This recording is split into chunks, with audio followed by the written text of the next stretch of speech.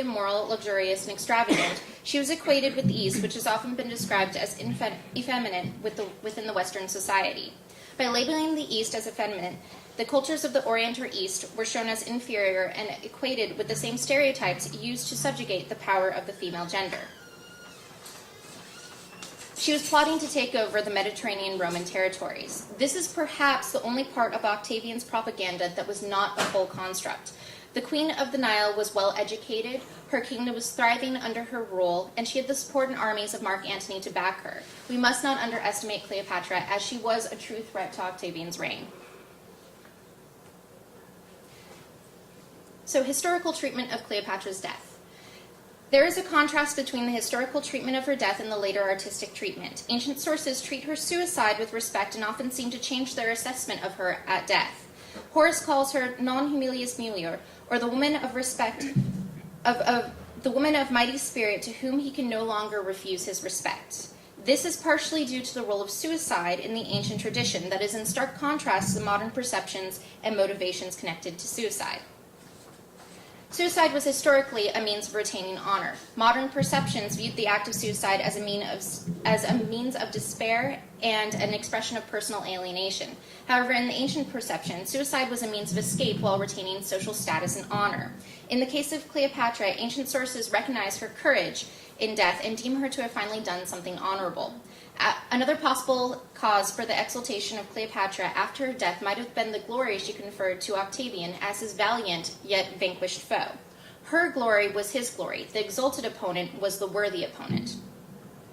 In reality, we know very little about the means of her suicide, as they only found small pricks on her arm and no other injury.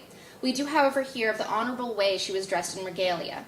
Contrary to the accounts of the ancient sources, in many, if not most, literary and visual depictions of her suicide, her death is strongly eroticized. She's often depicted as half-naked with a snake biting her breast rather than her arm, which leads me to the visual analysis.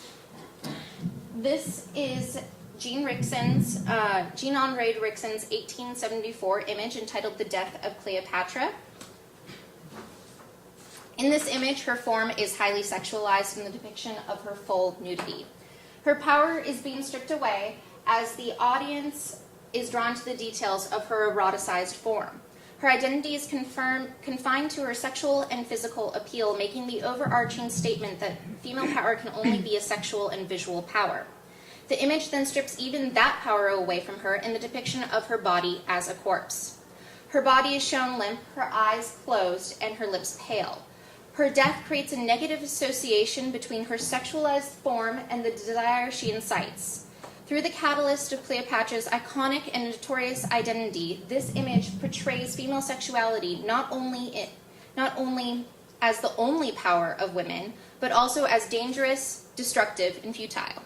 The close portrayal of her eyes disassociates her from her surroundings and the viewers, emphasizing her powerlessness in death, and turns her into an isolated object exposed to the mercy of gazes that automatically become indiscreet by arresting her in such a vulnerable position.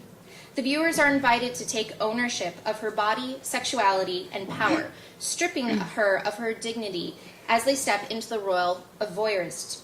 They engage with her on a sensational, lustful, or even sordid way that displaces any notion of historical or even artistic appreciation in favor of self-absorbed titillation. The second image is entitled also The Death of Cleopatra and was created in 1892 by the British painter Reginald Arthur. Similar to The Death of Cleopatra by Jean-Henri Rixen's, Arthur's image also portrays Cleopatra's body in eroticized terms. Her sexuality is emphasized through the clinging drapery that hangs against her body, clinging to her form, and its translucent quality that shows more than it hides. The arch of her back, her almost fully exposed breasts, the tilt of her chin, her curled toes, and her fingers that seem to clutch at the bedclothes depict her in eroticized fashion. Contrary to the historical sources which state they only found small pricks on her arm, she is shown pressing the asp against her breasts, sexualizing her act of self-violence. Her sexuality is vilified through her act of suicide, and similar to Rixen's image, a tension is created in the audience that seems to both repel and attract. the audience is turned into a voyeur through the portrayal of her death scene as a form of sexual ecstasy. Her sexuality, which is established as her power and captivates the viewing audience, turns to violence and destruction of life in its connection to death within this image.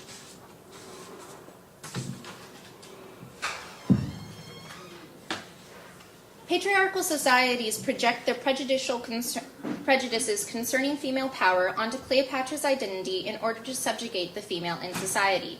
Cleopatra was manipulated to become a tool due to her iconic and well-known history.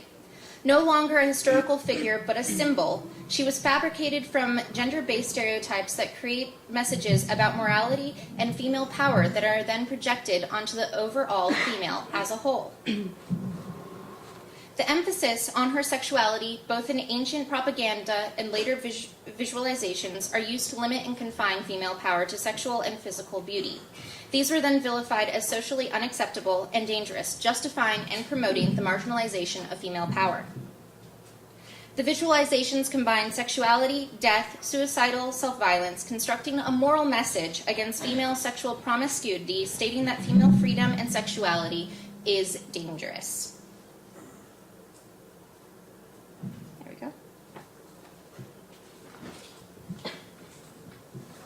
Images of Cleopatra's death scene propagate patriarchal ideologies that subjugate the female gender through the vilification of female sexuality. Cleopatra is still being used as a tool for the propagation of patriarchal ideological prejudices through modern film and cover art images for books centering on her story and identity. The two images that I've just examined in this presentation both appear as cover art images. The text such as Cleopatra, The Life and Death of a Pharaoh, and Cleopatra, Classical Biography by Errol Bradford both portray these images. These books attempt to provide more historically based and less stereotypical depictions of Cleopatra's story.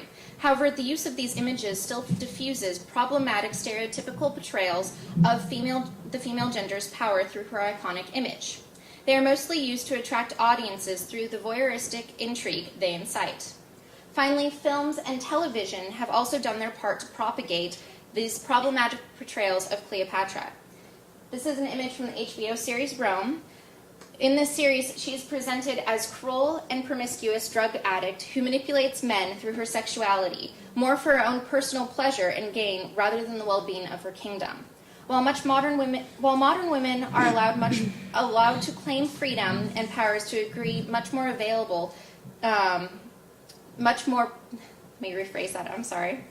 While modern women are allowed to claim freedoms and powers to agree previously unavailable to their gender, this power is still visually sexualized and martialized in popular media.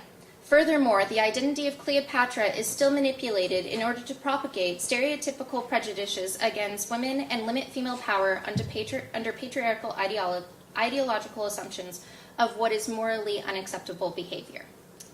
Thank you. And before I end, I would also like to thank my FMP cohorts. They have all been such a support. I have to say, one of the best things about this program is that it really does build a support network for you here. Thank you.